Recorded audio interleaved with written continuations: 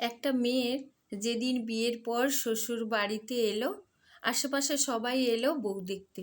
বউ দেখেই প্রথম প্রথম প্রশ্ন, বউয়ের বাপের বাড়ি থেকে কি কি দিয়েছে, বউয়ের বাপের বাড়ি থেকে কি এনেছে, মেয়ের বাবা কি আছে, বাড়ি গাড়ি সম্পত্তি কেমন।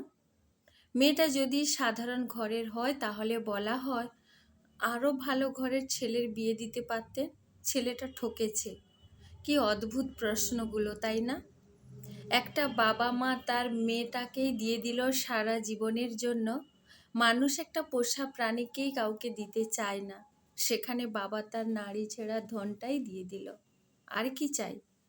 তার চেয়েও অদ্ভুত বিষয় হচ্ছে, প্রশ্নগুলো যারা করে তারা নিজেরাইও নারী। আর এই প্রশ্ন, এই মন্তব্যগুলো নির্ধারণ করে মেয়েটার পরবর্তী দিনগুলো কেমন কাটবে শ্বশুর বাড়িতে। তারপর শুরু হয় রীতিনীতির নামে মেয়ের পরিবারের প্রতি ছেলের পরিবারের চাওয়া পাওয়া, এক একটা তীক্ষ্ণ তীর। তিতা হলেও সত্যিটা সত্যি। সমাজ আজও ডিজিটাল হয়েছে, নারীর অগ্রগতি বেড়েছে, নারীরা আজও স্বাবলম্বী। নারী পুরুষের পাশাপাশি সমান তালে সংসার চালাচ্ছে।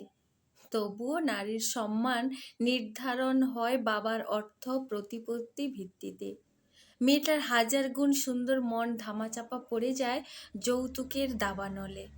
যৌতুকের আরেক নতুন রূপ। আমাদের কোনো চাওয়া নেই, আপনাদের মেয়েকে আপনারা খুশি হয়ে যা দিবেন তা তো আপনার মেয়েরই থাকবে। কি হাস্যকর না বিষয়টা? মেয়েটার বিয়ের পাত্র পরিবার নির্ধারিত হয় তার বাবার ব্যাংক ব্যালেন্সের উপরে ভিত্তি করে। যার বাবার যত টাকা, সেই মেয়ে শ্বশুর বাড়িতে মূল্য তত বেশি।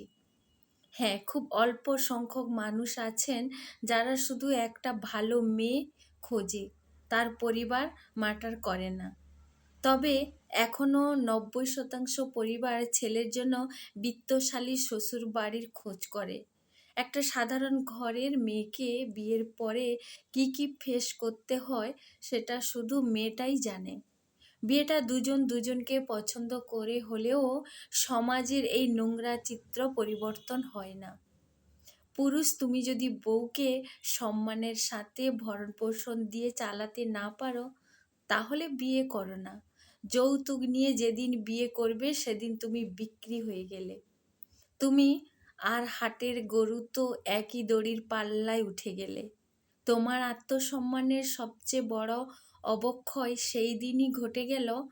পুরুষ, তুমি মানুষ হও, তুমি যতটুকু নিবে তোমার মেয়ে বা বোনের ক্ষেত্রে তা আরও দ্বিগুণ হবে।